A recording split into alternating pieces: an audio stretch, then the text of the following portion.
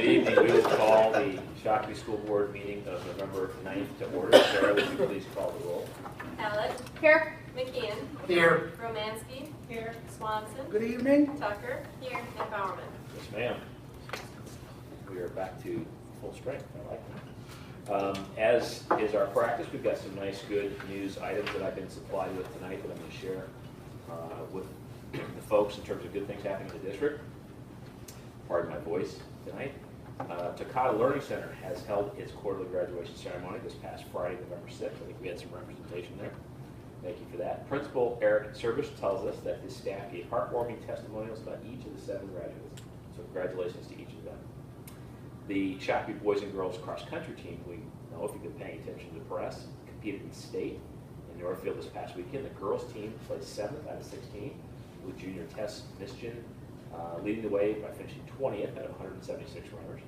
The boys team, which was without their top runner, placed 16th. Sophomore Nick Bulford was the first team member to cross the finish line in 71st place. So congratulations to both teams. Upcoming, we have the high school drama departments preparing to perform its fall musical Camelot. Don't break into song, Scott. There will be 5 performances in all beginning on November 13th. And as a reminder, all district staff and students can get in and get tickets for free with their ID. So no excuses to not attend, and all of us should attend as well. And then lastly, the district's 5 elementary schools all participated in a friendship walk recently to help educate students about bullying. Many teachers report having a wonderful event as part of this. So thank you to them for doing that. So good news in Shakopee. All right. Do we have any visitors tonight that would like to address the board? If so, have you come forward and sign in? Seeing none, we'll move on. Move on to consideration of the agenda as presented. Are there any additions that we need to be aware of? Just one addition to 5.1.1. We have one addition. Okay, so a modified 5.1.1. Do we have a motion to accept the agenda with that addition? Move. Move. Second. Romansky, second. Second. Thank you. Any additional discussion on that?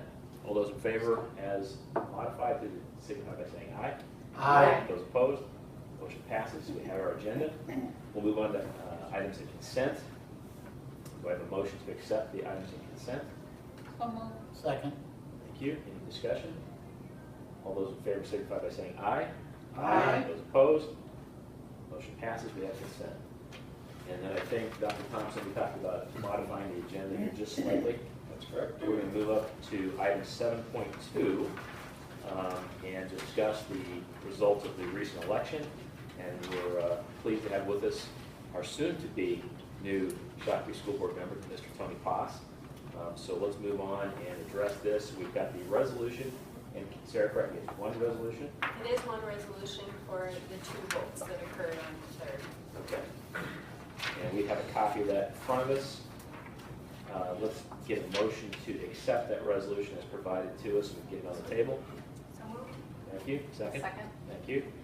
Any discussion on this? We don't need to read this into the record, do we, Sarah? No, I don't believe so. Okay. You know, wouldn't hurt. Shall we do that for publication? Okay. Would you like me to read it? Yeah, I will. Okay. Let's start right in the middle there. Resolution canvassing the returns of votes for school district general and special election. Be it resolved by the School Board of Independent School District 720, State of Minnesota as follows. Number 1, it is hereby found, determined, and declared that the general election of the voters of the school district held on November 3rd, 2015 was in all respects duly and legally called and held. Number 2, as specified in the abstract and returns of votes cast, a total of 4,972 voters of our district voted in said general election on the election of 3 school board members for 4-year term vacancies on the board, caused by expiration of term on the first Monday in January next following the general election as follows. Reggie Bowerman, 2,515. Angela Tucker, 2,212. Matt McKeon, 1,910. Ken Ludzak, 1,677. Anthony Bonsante, 1,392. Beth Ann Lavoy, 968. Point number 3, Reggie Bowerman, Angela Tucker, and Matt McKeon, having received the highest number of votes, are elected to 4-year terms beginning on the first Monday in January 2016. Point number 4, as specified in the attached abstract and returns of votes cast, a total of 4,972 voters of the district voted in said special election on the election of one individual to fill the vacancy in the term of school board member expiring January 1st, 2018 as follows. Tony Poss, 2,197. John Canny, 2,016. Point number 5. Tony Poss, having received the highest number of votes, is elected to fill the vacancy in the term of school board member expiring January 1st, 2018. Said individual shall take office as soon as he or she qualifies. And point number 6. The clerk is hereby directed to certify the results of the election to the county auditor of each county in which the school district is located, in whole or in part. The motion for the adoption of the foregoing resolution is duly seconded by Hallett, and upon vote there taken of, the following voted in favor of. That's where we can go ahead with a vote. All right. Before we do that, let me just add a little clarity relative to swearing in Tony. I know I was under the mistaken impression that we were going to do that tonight, but there's a few steps we have to go through, so we will do that in as expedited fashion as possible. But for the benefit of anyone who's watching or who thought as I did, Tony will take his seat prior to January, so we're not waiting until January. Upon completion of the following, these are the steps we have to follow. The first is tonight, canvassing the election, which is the process that we're in right now. And there's a 7-day waiting period for any potential request for recounts, so we have to wait for that ending. Submission of campaign finance report, which is something that Tony, I think, has done, and then completion of the certificate of election as Sarah, which she will do. So at that point, then all of the boxes in the check, and we can proceed with swearing in Director Poss. So we will work on that, whether it's at the next meeting or one following, but we'll address that. Yes. Okay. All right. Any other questions or comments on? Yes. Okay. Should be, I don't want to be a grammatical person, but it should be under item 5. It should be, let's see. I think we see the higher number instead of 5, Okay. Thank you. because there's only 2. Very good. Thank you. Any other comments or discussion? All right, we have a motion on the table to accept the resolution as provided with the modification that Director Romansky provided to item number 5. All those in favor signify by saying aye. Aye. Those opposed, resolution passes. And congratulations to all those who won the recent election and soon be Tony joining. Congratulations. All right, we will now go back to item 6.1. And I think we're going to have gentlemen join us, Pat, Scott. Yeah, I thought, as Pat and Scott come up, I thought it would be an opportunity.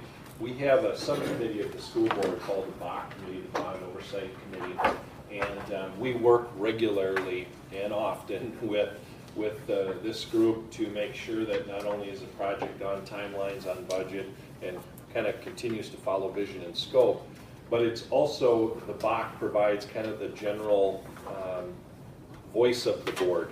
Now, we've had a lot of input and to get us to this point, but I thought it would make sense for the broader community to get some of the pictures we've seen, to get a better understanding of the planning and the design that's happened. And so we've asked Pat and Scott to come here tonight, and then if the board has any questions, there will be time for that as well.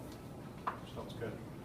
Well, as the superintendent mentioned, we just wanted to provide you with a brief update. I believe at the next meeting we'll have a little bit of a deeper dive, but we wanted to spend some time going through some of the progress related to planning and design, the schedule and phasing, and how that's starting to evolve for the different elements of the project, and then looking at some of the other initiatives, whether it be the partnership opportunities that are being explored, communications related to the project, looking at some of the safety and security initiatives and scopes, and so on. So I think with that, we'll dive right into some of the exciting progress that's been made and being made in the planning and design efforts, and walk you through some things from that standpoint. It's a mix of some things that Bach members have possibly seen and some new things, and that's a testament to some of the progress that Scott and his team are making. So to refresh everyone's memories, we had four community-based committees that were working on the high school project in various aspects. The main core planning group, the inside committee, which focused on co-curricular space and physical education and athletic space, and the outside committee that dealt with the outside of all sites, and then the performance committee, which dealt with any kind of a performance space. What we're going to walk you through is some work from all of those committees, kind of put together in a story about the high school and where it's at today. And as Pat said, we'll do a deeper dive at your upcoming learning session, but this is meant to kind of be an overview. Bach has worked with some of this material, and we're scheduled to meet again later this week, to go through more of this material. So we'll walk you through the committee's excellent work. We'll start out with the overview of the plans. As it's a 3-story building, we have 3 plans. This is the lower level, or the main level as you walk in. Again, the committees have spent a lot of time on this part of the project. How do we establish the academy philosophy in a built form to support that curriculum, or that curricular framework? And then how do we take a high school and have it twice as large in terms of capacity, yet still personalized, not losing students, still logical flow, and those kind of things. So there was a lot of committee work figuring out where each academy is located in the plan, on what floor, what academies are sister academies, what academies are next to others, and a primary relationship, have secondary relationships to one another, and how do we best use the existing building assets as well. Things like the Arts and Communications Academy, you see that shown where some of those performance spaces and music spaces already exist today, but yet we need to add additional space for other coursework in the arts and communications. So you see that gesture. We see engineering manufacturing using the assets of the technical arts wing that you have today, but going way beyond that as it reaches through into the next tower, the existing South Tower. And then a whole new tower being developed, which on the ground floor is positioned to have Business and Entrepreneurship Academy. And then as we go up the stack, we can see Business and Entrepreneurship starts moving up. Science and Technology then sits on top of Engineering and Manufacturing. And we see the emergence of a Freshman Academy for that individualized treatment of that 9th grade year. I have a home, I have a place, I get oriented to this new world, and it's right by the front door. And then up on the top floor, more Freshman Academy, the Health Sciences emerge up there, and its sister academy, Human Services. So those two operate in somewhat tandem in that location. But again, overall, and maybe I'll go back to the first plan. When you look at the overall, you also see the addition of the field house and a competition gym, leveraging the existing assets again of the auxiliary gym, locker facilities, and some of those support facilities that are already in place, but then expanding in that same direction. So there's a line, a red line on the plan that kind of demarcates the existing building, and you can see that the concept of the committee is to really add additions nearly 360 on the building. Because those relationships were so important where these pieces landed, it became real evident that we're going to have to look at additions in most places on the building. I think after this we have some imagery. So this is a real early version, and there's been subsequent things worked on, but we're at a phase now where this is the aesthetic phase we need to work on. This is merely telling you kind of the size and scale of the challenge. but not necessarily the solution. But you see familiar pieces and then you see new pieces in that overall. Likewise with the entry, here's just a first blush, and again, we're covering most of what is there today on the entry side of the building. So now we have some more further developed images on the inside. So what we'll take you through is kind of a walkthrough of different areas of the building, really experiencing the building somewhat as a visitor or a student would experience the building, from front door throughout the facility. So we're looking back at the front doors. There's a piece on the right-hand side which is part of the existing building, and on the left is the emergence of some of those new spaces, that being the performance area, the second performance space. And beyond, there's a number 3 goes off to the third performance space that's part of this project.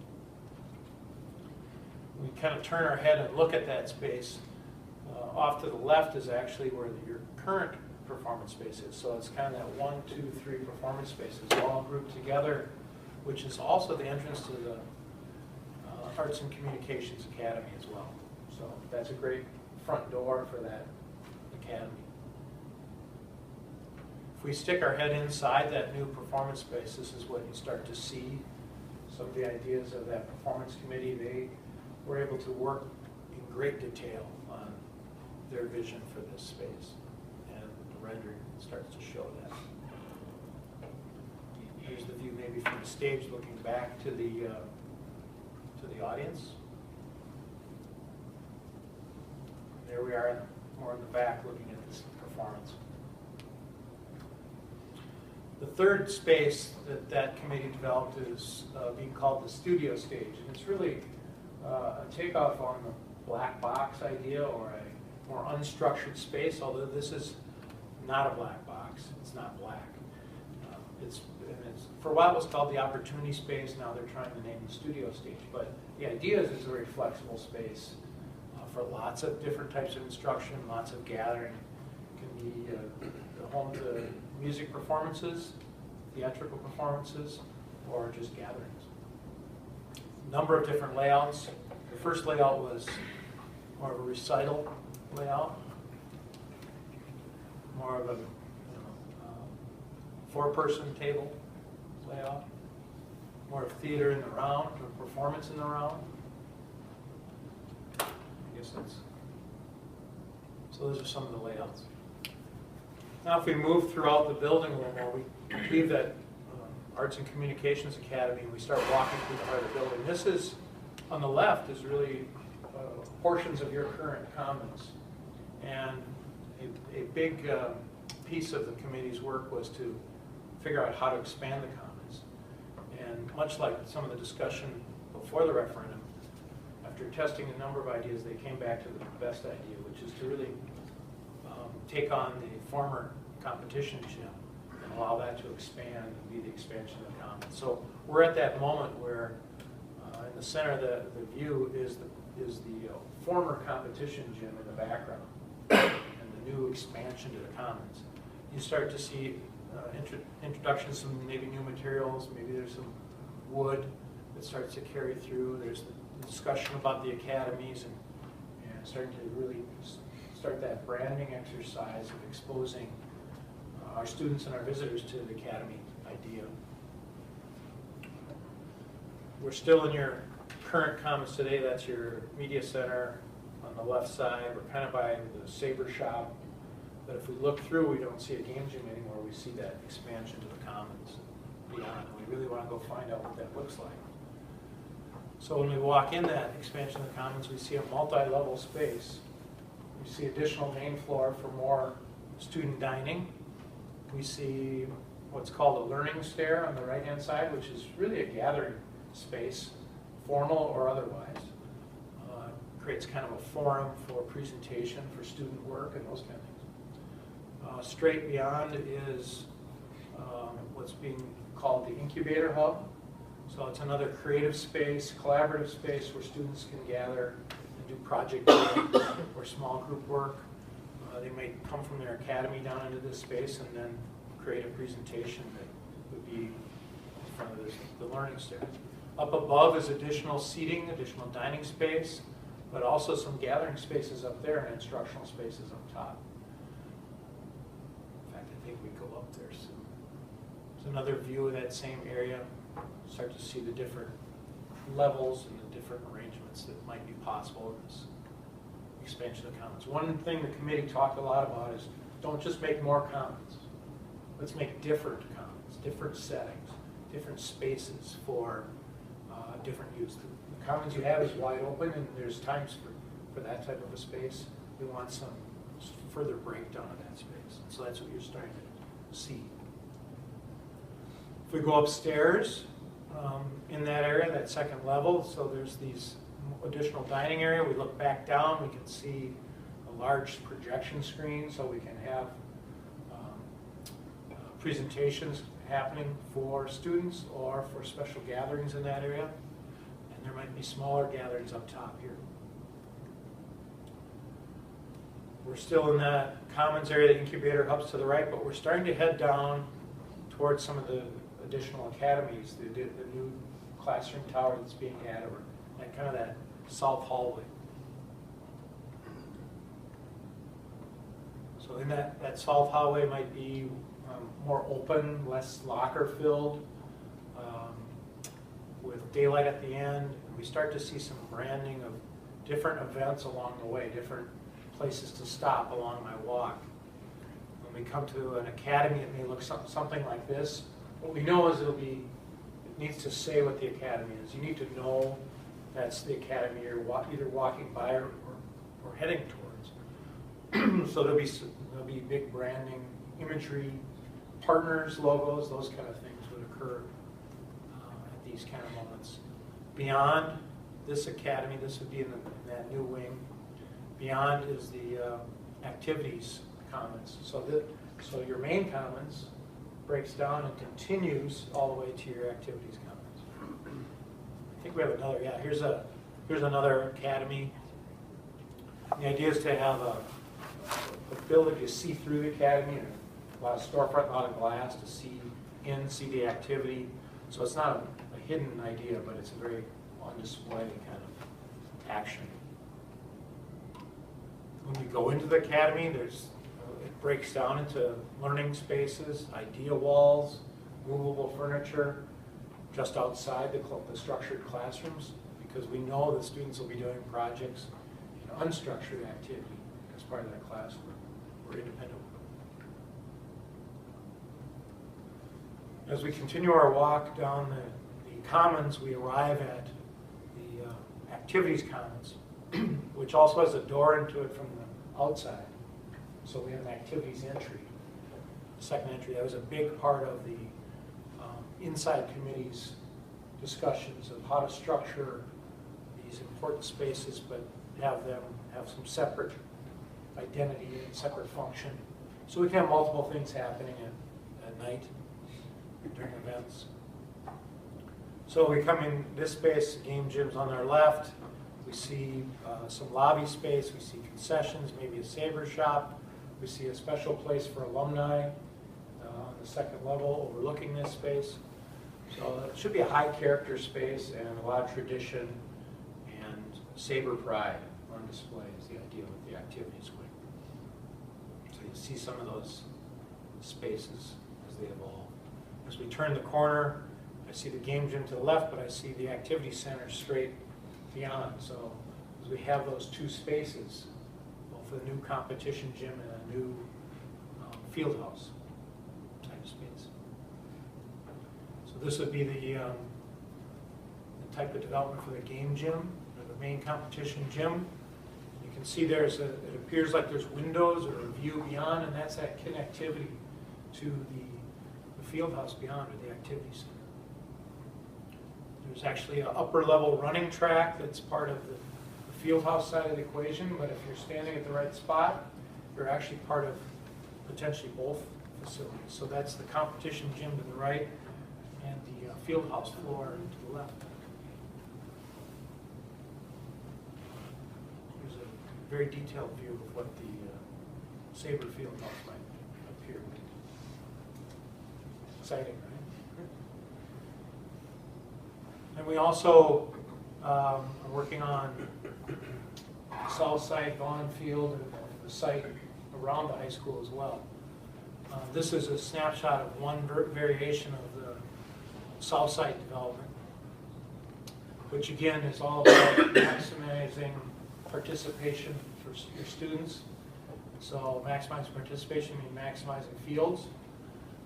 But we know that with students comes parents and spectators, and so parking is an important part of the equation. So we've been working with city and county and other folks to figure out that perfect balance between fields and parking. And we're in ongoing discussions on that topic as well. Vaughn Field, again, that the outside committee spent a lot of time on Vaughn Field, studying its assets, what the bones that are there, and what it would take to take it to the next level, which I think they did a great job of kind of honing in on what really mattered to them. First thing is parking. Well, I should say first thing is new track and a great artificial turf field. So those are kind of assumed. Expanded bleacher capacity, new lighting, some new walkways in an upper plaza, new concessions building on the upper, Sabre shop, some team meeting facilities, and finally a chance to pave the parking on the east side of the field. So those were, and let's see, tailgating area, well, we had a few other things like that, but those are the big pieces. And these are some aerial views of kind of that whole campus. This will be a nice, this investment will be a nice complement with the city's investment of the ice arena on this campus. With their project, they're bringing more parking to this site too, which we think will really benefit the whole complex. Here's a view of the Sabre Plaza, bleacher expansion, new press box. Really, that everything on the top side is totally remade. Ready for larger crowds and larger student body. The arrival is moving farther down the Sabre Walk, closer to the parking. So it should be a proud entry, intimidating entry for our visitors. View from the field with the expanded bleachers, new press box. So, good stuff. I'll tell you, the committee's put their heart into it. A lot of meetings. We went into overtime more than one night, especially with some of the groups. And really a lot of voices from a lot of different opinions. So we're anxious to get a deeper dive with Bach this week, with the board again in November, and then with the community. We are looking to schedule a time for the community to come in and join with our committees to see their work and hear their priorities. So that's coming up. And along with some of the exciting, the visioning workshops, the branding, the things that are happening on the design side, we're also trying to figure out logistically how to get this amount of work done and how to package and phase things. And so when we're looking at all of the different elements, we've gone through numerous work sessions to try to start looking at how best to bundle and procure and phase the work. Right now, just from a high level, Vaughn Field improvements are slated to go out for bids sometime after the first of the year, with construction starting as soon as weather allows in the spring, and an ambitious push to make sure we're ready for fall of 2016. The south site is dependent a little bit on some of the approvals processes that we're working through right now, but we're looking at a later spring issue for the south site, and all of that grading and so on will continue. Site will be prepped and seeded, and then we'll need to sit for approximately a year, upwards of a year. So really for use of the south site in its entirety, we're looking at fall of 17. The high school itself, design will progress through the spring, and we'll likely be looking at going to bid sometime in the June timeframe, again, with a goal of completion in fall of 18 for the high school. And each of those different elements have many, many different phases within them that are being worked through right now, but things are looking good. Some of the other committee work or initiatives that are happening, certainly continuing efforts to try to explore any and all community partnerships or industry partnerships. We've got a couple of those, one with St. Francis, one with River South, that are very actively being pursued and are looking good. We've got ongoing conversations and meetings with those folks. Security was also another piece of the referendum. We've gone through a series of a couple of work sessions now where we've brought in district representatives from the various facilities and had a consultant come in and work through a process of defining some security initiatives, trying to determine what you've got now, what's working, what's not working, and how we can make sure once we're done with these improvements, we've got a cohesive, comprehensive solution district-wide. From a communication standpoint and looking at some of the core planning efforts that will happen at the middle school levels and the elementary school levels as we look at transitioning things, those groups are starting to get off and running and will really pick up after the holidays and transition into full force. I don't know if you have anything to add on those. Yeah, I'd like to, no, I wouldn't add to those, but I would add the high school itself. We, as we're characterizing, we have basically the large committee work. It's mostly done. They're not completely done. We're going to reconvene the core planning group after we get through the current process that we've moved into. We just moved into the next phase, which we call user group. It's really design development, but we're gathering a ton of user input. So that launched. It's been going on all last week at the high school with staff. So anyone that wants to weigh in has given us some input. That's just round one. There's at least 2 rounds, maybe 3 rounds for all that. Certainly there's other users out there that we're looking to get input from, so if there's anyone out there who's following along that would like to weigh in on user level detail, we'll set a special meeting for you. But we're in knee-deep in user groups. Second, Bach is going to continue to review the work. Sometimes user input sometimes even affects this work, so we're balancing the input we're getting with the good work that came from the core group.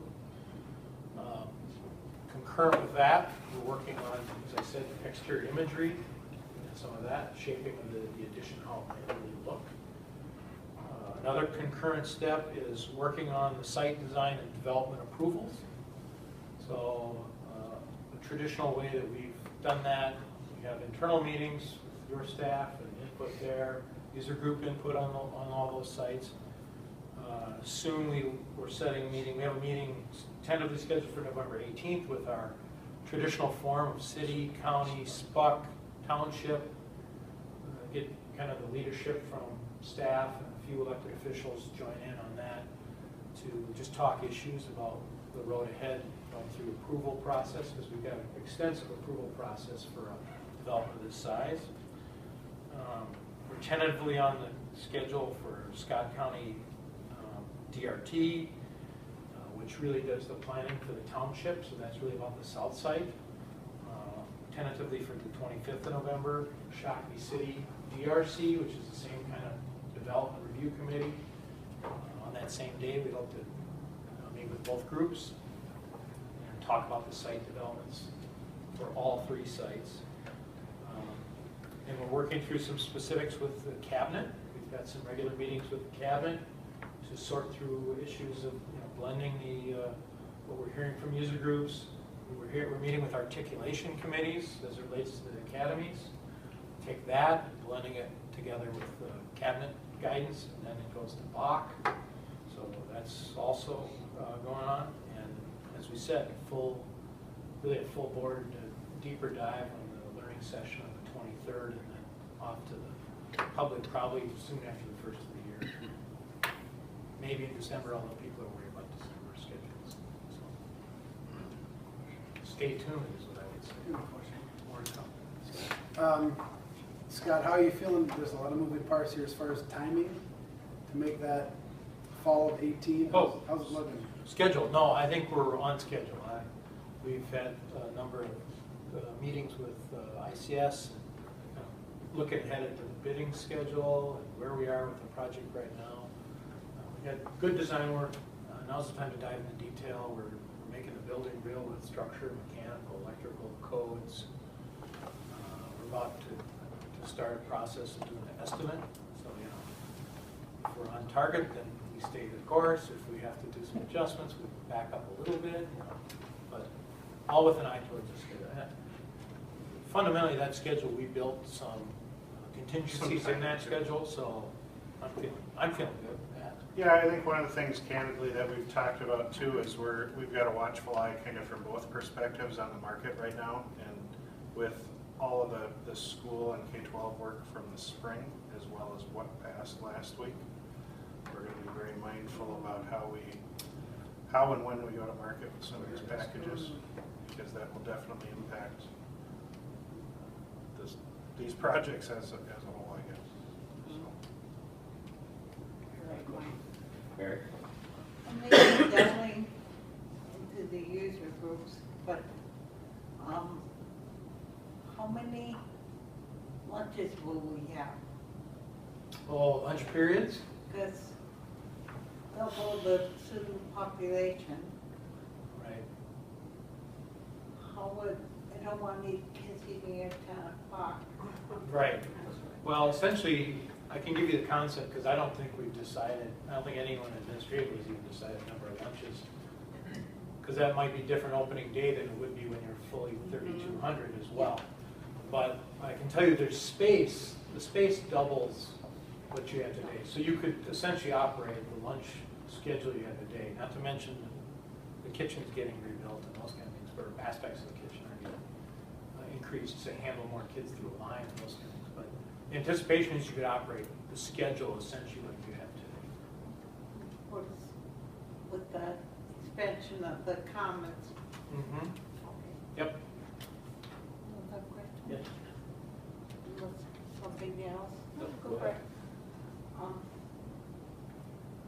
There was a big discussion with the study hall that we have right now. Okay. You remember that, don't you, Scott? With study hall as a scheduled piece? Well, the Or the lecture hall room? Major center, lecture hall. Oh, the lecture hall, yes.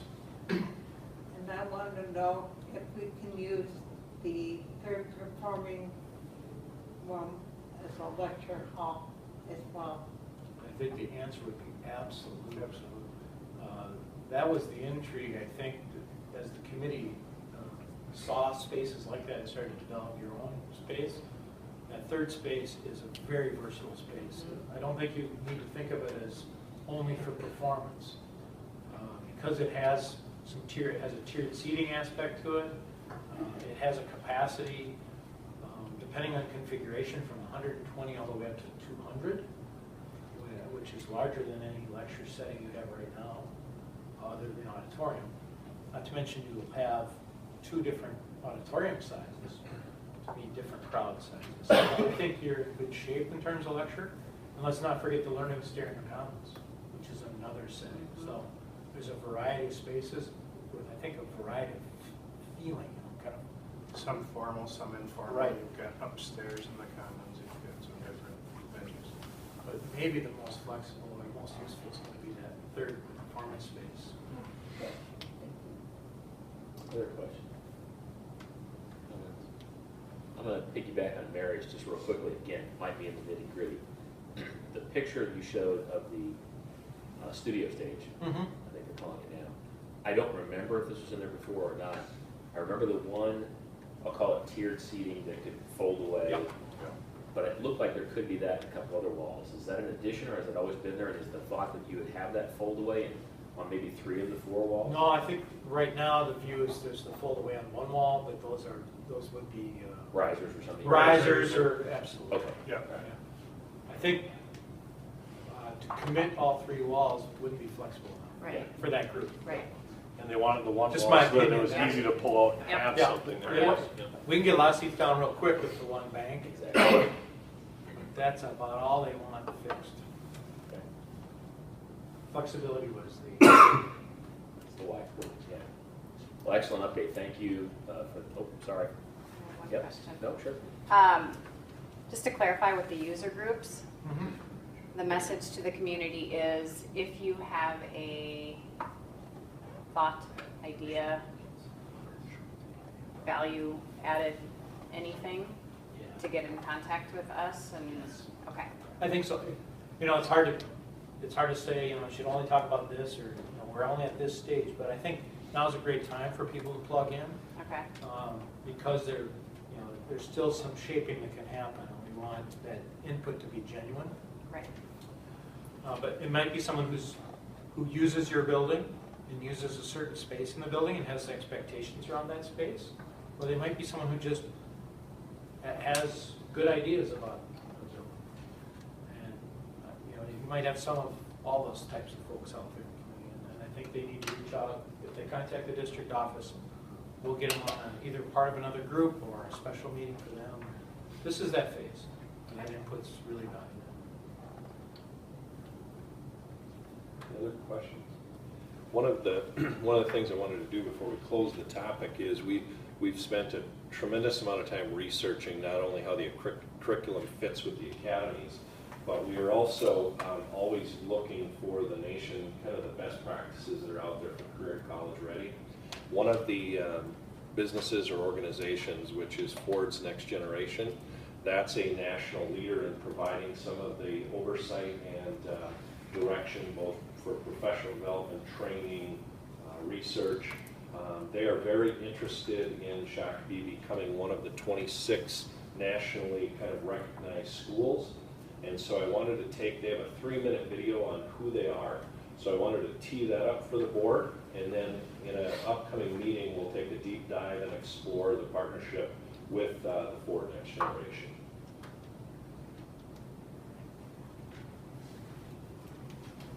My name is Cheryl Carrier, and I'm the Executive Director of Ford Next Generation Learning. Ford Next Generation Learning is about transforming the high school experience so that students are more engaged and excited about their learning and are better prepared for college, career, and life. It's about bringing the community together to help educators redesign high schools so that they're more engaging and more exciting and more authentic for students. So what do I mean by a community? Community consists of local business leaders, government officials, faith-based and non-profit partners, parents, and even students. So one of the questions I often get is, how does this process work? And we use a 4-phased approach. The first phase is about getting to know one another, exploring and visioning. This means that we're getting to know the community. We're talking to the community members, and we're trying to find out what's worked, what hasn't worked when you engage with education. Why are you involved? Why is this important to you? It also is a time for the community to get to know us and understand our philosophy and the way we work. Phase 2 is about planning. This is where we bring community members together that consist of local business leaders, nonprofits, government officials, faith-based organizations, parents, and students to talk about what's their vision in the next 5 years for their students. And then we work together to plan and build a 5-year plan for how they're going to get there. So phase 3 is about implementation of the plan. This is the exciting part. The hard work has been done, all the planning in phase 2, and now you're putting your plan into action. And finally, there's phase 4. This is what's really exciting to us at Ford Next Generation Learning. This is about going further. You now have your plan, you're reviewing it each year, you're improving it each year, and now you are taking it to a whole nother level. You're looking for new ways to improve on what you've been doing. And you are in a position in phase 4 to now start mentoring other communities. And that's how this whole program grows. During the phases, we focus on 3 key elements, which we call the Ford Next Generation Learning strands. The first strand is about transforming teaching and learning. This is about what happens in the classroom. This is where students are engaged in real-world, authentic learning, and they are working with their teachers and their local business partners on real-world projects. Strand 2 is about redesigning the high school experience, and that's really about structure. It's about creating the structure to support Strand 1, the transformation of teaching and learning. Strand 3 is about transforming business and civic engagement, and frankly, this is what makes Ford Next Generation Learning so different. We bring the community together to help them be part of the development of the plan, to execute the plan, to meaningfully engage in supporting the plan, and to align their resources around the plan. If you want to see the spark in a student's eyes when they've mastered a complex problem, or you want to see them excited about coming to school to work on an authentic project with their business partners, their teachers, and their peers, and you want them to have a thirst for lifelong learning, that is what Ford Next Generation Learning is all about. These are our children, and they are our future. So for full disclosure, Nancy, John, and I have talked to the folks at Ford, and based on the tremendous amount of work we've done so far, should our board choose to engage in the partnership with them, we have already basically completed phases 1 and 2 of the 4. And when they talk about a teaming approach, they take a look at where you're at now and where you want to go. And so what I would challenge us to do is over the course of the next design phase, couple of months, is take a look at what we have now, what engagement could look like with Ford Next Generation, and how does that help us not only become a local but state but also a national best practice academy high school. And I get excited when I think about just being the best locally. Then you think about us and our potential to be a state leader. And I think that part of our responsibility when our community has blessed us with these resources is also to pay it forward or pay it back. And that is to become a hub where others come and learn from the best practices that we'll be able to provide. So it'll come forward over the next few months, and if you're interested, there's a pretty excellent website on their work. I think that's it. Any last comments? I want to thank Scott, Pat, and all of your teams. It's not just you guys. We recognize that there's a whole lot of people behind you leading these teams, all the actions, the minutes, the drawings, the renderings, lots of good stuff. And then the committees, which are representative of our staff, administration, people in the community, lots of people spending lots of time to get us to some really cool things that we're going to bring to life. So thank you for all that you guys are doing and will continue to do. We're going to be excited to continue to show that to the community as we keep moving forward. So thank you very much. Thank you. Thanks.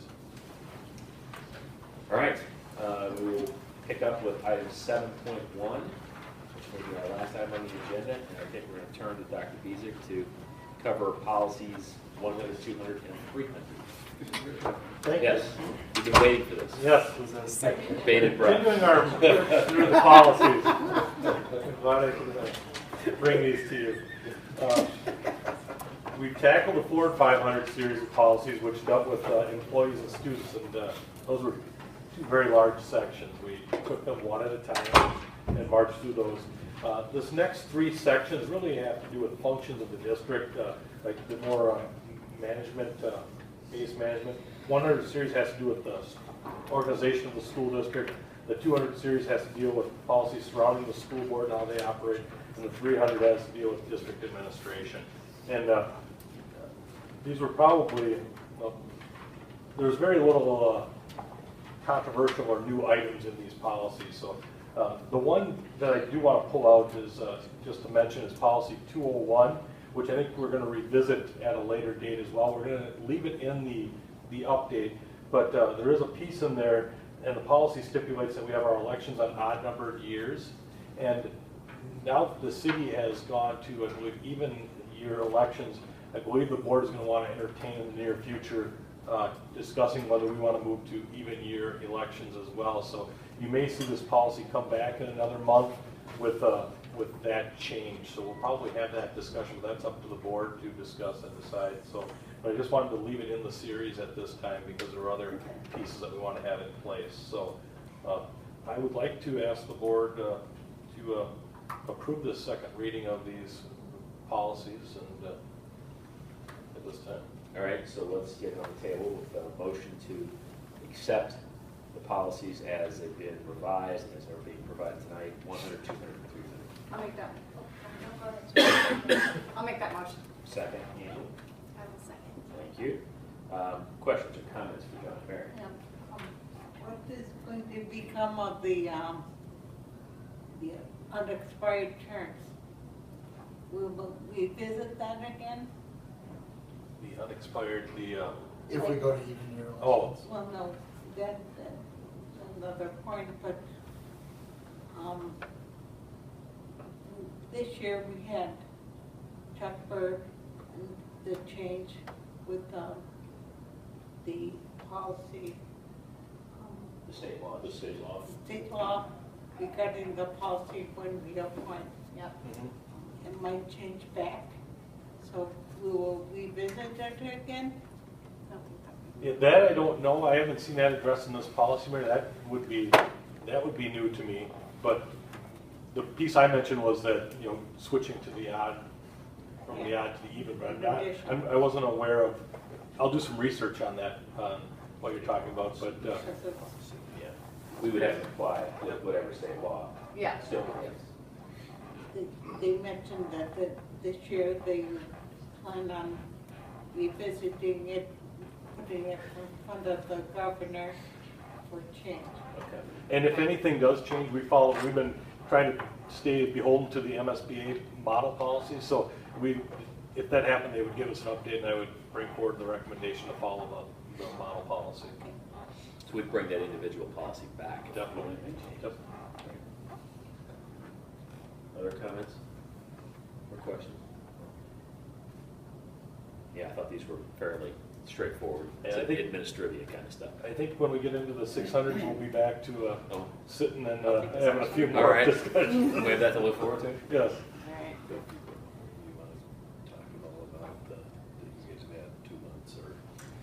Yeah, actually, that's a good point, Rod. So, for anyone who's watching, we've walked through this now with the 400 and the 500 series, now 1 to 300.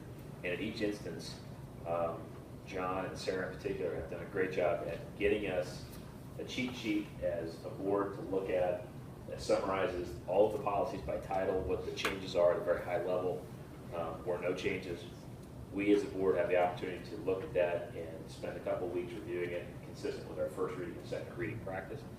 So it's been very helpful because there's literally, in some cases, a couple hundred pages to read and consider. So we've had the chance to digest those, think about them.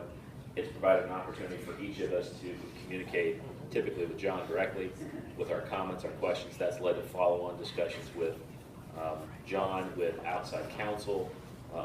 It's led to some modifications that are important to us. So the process has been quite robust, and I applaud you guys for kind of doing it in bite-sized chunks, if you will, because to take the manual that's like this and say, here you go, like Tony's going to get, you know, here you go. There you go. Reggie, he needs to know that chapter and verse before Absolutely. he's sworn. That was item number 5. But the process has been very robust, and you know, policies are important, and while they sometimes are tedious, it's what we live by. So, thank you for doing that, and we'll continue to march down that path. All right, so we have a motion on the table to accept 100, 200, and 300 series as have been discussed and as slightly modified based upon the review that we've conducted. All those in favor signify by saying aye. Aye. Those opposed? Motion passes. We have our new policies. Thank you. Or revised policies. Thank you. All right. So with that, I think we are pretty much through the agenda tonight. Let's see. Is there anything else, Rod, new business, things to consider? Just one highlight, our school district has been selected by the Minnesota School Board Association to present the successes of our CAPS program at the Minnesota School Board Association's annual conference. So that's good news for us. It's positive, and Matt and his team reached out, and all of our key players are going to be there to present. So that's really going to be a fun and and good paying it back experience, I think. So kudos to everybody that's involved in CAPS. And that will be in January? That'll be at our January conference, which we also, that's also when Tony and Sean and I have the opportunity to do our phase 1 and phase 2 training, which is provided by the School Board Association as well. So we can, a lot of exciting and fun things going on. All right, do we have any committee reports? Anyone has to update on anything? Okay, hearing none, I am going to go around the room. We'll start with Mary. Do you have anything that you'd like to add tonight? Okay, Angela? Okay. Matt? I would just like to say to those who filed for election and weren't able to be seated, I'd like to say thank you for running. I know it's a big risk, it's a big leap. Just want to say thank you for running. Sorry it didn't work out. Best of luck in the future, but thank you. Very nice. Sarah? All right, cabinet. I'll just do the cabinet as a whole. How about that? I won't single you out. Anything? I do. Yep, Dave. No. Do we have slides? You're the grown. Never mind.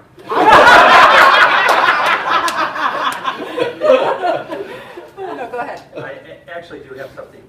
Between now and the next meeting, you'll probably be getting, you will be getting an email from me that has a link to a data presentation for you. We tried this last time and it wasn't highly successful. I think the communication wasn't very good. I'm doing kind of a flipped presentation where you would see this information ahead of time, and then in the interim, you could, if you had questions, you could certainly ask me, but then I would be here to answer any questions that you had about what you saw.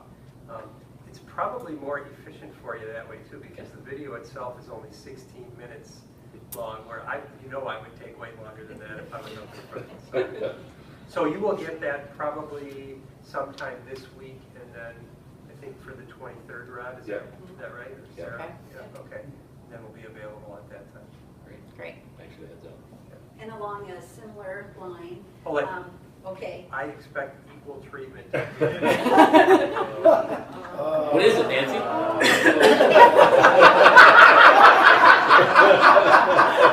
Somebody give We her a have to mic. wait for Berlager to start the clock. No, you'll get as an upload in the board book as well, just probably 6 or 7 page document from me as well for part of the learning session. It's a preliminary look, very early foundational documents around the curriculum framework for the academies and how our middle school ties into that. A lot of it is very draft, very conceptual thinking, but it gives you a sense of what are some of those early looks from a curriculum elective program of study point of view, and so just know that that's coming as well. Very good. I just have a quick, I'm sorry, Matt. You go ahead. Want to make sure that everybody knows that we do have our Successful Students Staff Development Program tomorrow night. We are in collaboration with Community Ed and other districts and special ed directors around our region with Dr. Johansson as well from Metro Peds, who will be presenting on technology all the way from preschool all the way up through high school, and effective uses with your students and within your home, what to look for and how to stay away from the negative, but also embrace the positive. And JP Jacobson actually will be coming back to present for our middle school level. So very cool. Scott and Pat made reference to it, but we do have our first communications committee meeting as it relates to the high school expansion project tomorrow, and Sean and Mary are both part of that group. So my team and I are excited to get that started. Great. We are too. And one final thing, if you haven't seen it already, because I know some of you have, we published our first official CAPS video. It's out on the CAPS website. If you haven't seen it, it's pretty well done. Very well done. All right, Brian and Mike, you got to say something. Actually, we did. We hired a special ed accountant this summer, and they completed the financial monitoring a week before it was due.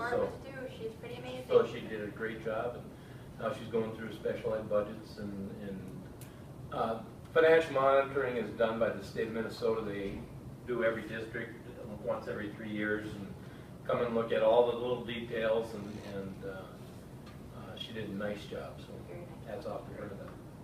Excellent. Rod mentioned the Ford Next Gen standards, and that was a topic. A bunch of us went to Rockford, which is similar to the Nashville trips as far as looking at the academies and what districts are doing. One of the things that really struck me about that is what I see is a lot of districts looking toward the academies and that model as a way of salvation because of the situation they're in, but we're in a very different situation where we're not trying to save anything, we're trying to really build on a lot of positive things going on. So that was an interesting dynamic to see, and just really, really nice to kind of contrast what we have already in place for our kids and can really build upon and really expand on the opportunities for them. So that was really, really a nice takeaway from that trip. Great, thanks. John? I got the opportunity to go with Rod and the equity team to achieve Minneapolis, which promotes academic achievement of young men of color, and it was a really positive speaker. It was good to see what programming that they offer, and just a nice day. Great.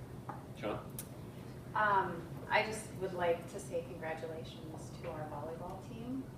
We forgot to maybe mention in the good news that they had a fantastic season and a lot of support, and they've just developed a great program there. Really proud of those girls. So Super postseason. Very much out. Terrific. Thank you, Scott. Just another shout out to the Takata grads from last Friday. Congratulations. that was very cool. All right. With that, I will just highlight the fact that we have a board learning session on November 23rd, which means we won't do it that night, Tony. I know the answer because it's not an official board business meeting. And then our next business meeting is December 14th, which is also our truth and taxation hearing. So we'll take care of the formal levy actions at that point. That's right, the ever popular. And with that, I will accept a motion for adjournment. Second. All those in it's right, Sean. It's a new day. You weren't quick enough. I was going to hand it to Tony. You